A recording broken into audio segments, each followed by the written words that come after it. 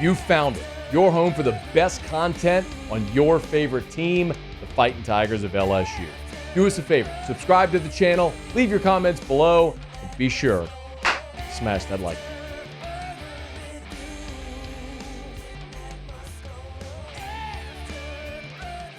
LSU football.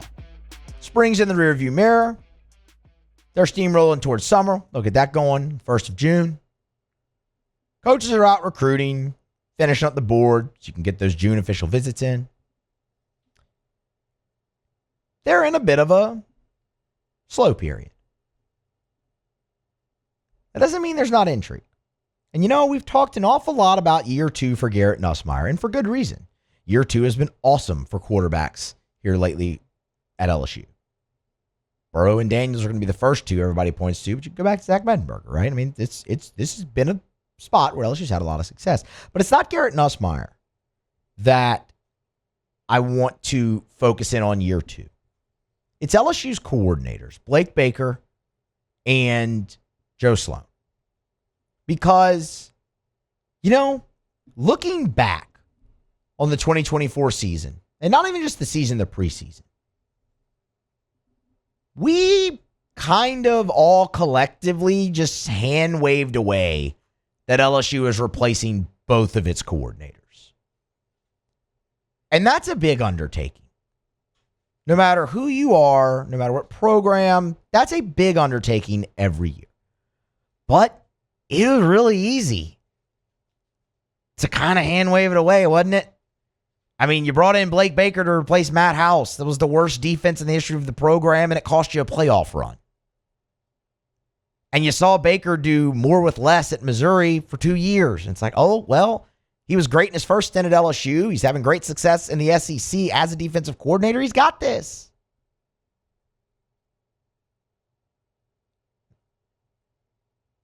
But on offense, you were replacing Mike Denbrock, who was a very established play caller and just guided the offense to heights that rivaled 2019. Rivaled. Not equal, not surpassed. Rivaled. You had another Heisman Trophy quarterback. That guy's out the door. And you elevate Joe Sloan, who's got 1 year of play calling experience heading into last year. But again, it's like, man, look, Joe deserves it. He's ready. He deserves a lot of credit for the development of Jaden Daniels. And now Garrett Nussmeier's here. Like, it's going to be great. Both units went through their struggles for a lot of different reasons. You had some injuries on the defensive side. Harold Perkins goes down. Jacobian Guillory goes down. And you got to see some young guys really step up and play meaningful reps. They're going to be huge for you this year, and that's going to help your coordinators going into year 2. Guys like Devon Keys, Dom McKinley, Ahmad Bro. On offense, you really struggled to run the football, and you really struggled in the red zone. And at one point, Brian Kelly's holding a play sheet on the sideline. So why year 2 better? Why should you expect improvement from your 2 coordinators here in year number 2? Well, Brian Kelly was asked that question back in March during spring practice. I want to let you hear what he had to say and then give you some thoughts. Here's Brian Kelly on what to expect year 2 from his 2 coordinators. I think all coaches are always looking to, better themselves relative to experience, but the roster obviously makes a difference too. I think more than anything else is that as they go into year 2, they went through a year of understanding what our weaknesses were and what we need to be better at. And I think that's a great place to be going into year 2, is that let's address some of the areas that we weren't as good as we needed to be. And so that's been their mindset, and I think they've addressed it quite well. We've done it with the roster, we've done it with scheme, we've done it with technique work, adding coaches to both sides of the ball. I think all of those together puts us in a better position. Look, I mean, everything he said there is correct. They went through a year, all that. You learn, you understand what's expected of you now, and we've fixed some things, roster, scheme, all that. It's the end of that cut for me, though, that really stands out, where he talks about adding coaches to the staff, helping them out in that way. Sure, bringing in better players is huge. Like, on defense, they got better a year ago. Not, immensely better, but they were better. It was hard to be worse from what you came from the year prior. But what you also saw mixed in with those injuries is how deficient the roster really was. So yeah, bringing in really good players like they've done in the transfer portal is huge. Like just recently, AJ Halsey and Bernard Gooden, but also Mansour Delane and Tamarcus Cooley. And I mean, the list goes on and on and on. All your edges, Pyburn, Peyton, Butler, on and on. But look at what they did to help out Blake Baker coaching staff-wise. And for that, particularly the analysts. The analysts that LSU brought in defensively had ties to Louisiana and had ties to Blake Baker. He's familiar with them. They're familiar with him. They know how he wants to work. That cohesion creates more comfortability on the coaching staff and should lead to more success for Blake Baker and his unit because he's got more guys in the building, more guys in the room that know the expectation. Brian Kelly talking about it right there in that cut. They know the expectation now after a year, what we want to accomplish. That's huge. You can throw Kyle Williams into that boat now too. Blake Baker loves Kyle Williams. We've played the cut on this show many times of Baker talking in the spring about what Kyle Williams is going to bring, and it's the havoc from his defensive tackles. You go out and you get Bernard Gooden. All of that plays in more to what Blake Baker wants to do on the defensive side of the ball.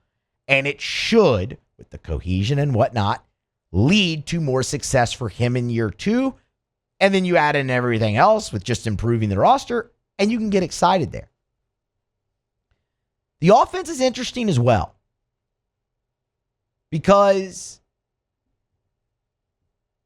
you got Garrett as weapons and whatnot, but Garrett threw for 4,000 yards a year ago. And he's got a great chance to do that again. The running game and the red zone is more intriguing. In keeping with the theme of bringing in coaches, the Alex Atkins hire, that should be huge for LSU's offense this year. That's a guy well-versed in the run game who should absolutely be able to help out Joe Sloan. And Alex Atkins called plays. That's just another great voice in the room, specifically in the running game. That should automatically help out Sloan and help LSU's offense in year two under Joe Sloan. Yes, Atkins is listed tight ends coach for sure.